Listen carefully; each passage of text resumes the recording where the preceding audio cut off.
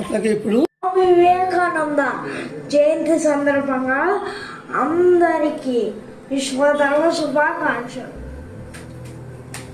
స్వామి వివేకానంద 1863 జనవరి 12వ తేదీన జన్మించాడు. స్వామి వివేకానంద హిందూ మతంలో పుట్టిన ఒక గొప్ప ఆధ్యాత్మిక రత్నం. ఆయన చేసిన బోధనలు హిందూ మతానికే కాక భారతదేశానికి కూడా గొప్ప కీర్తి ప్రతిష్టలు తెచ్చిపెట్టాయి. 1893 సెప్టెంబర్ 11వ తేదీన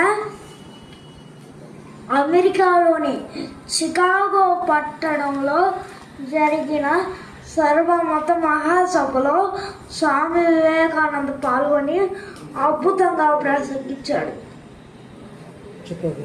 షికాగో పట్టణంలో స్వామి వివేకానంద చేసిన ప్రసంగంతో భారతదేశ ఖ్యాతి ఖండాంతరాలకు వ్యాపించింది.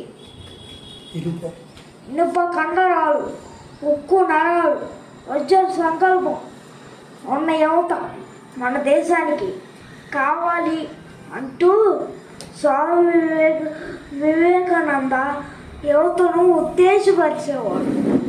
ఎన్నో గొప్ప బోధనలు చేసిన స్వామి వివేకానంద తన 39వ సంవత్సరంలో జూలై 4వ తేదీన మరణించాడు. ఈ సందర్భంగా ఆ మహనీయునికి అందరం జోహార్లు చెప్తాం. జోహార్లు వివేకానంద స్వామి.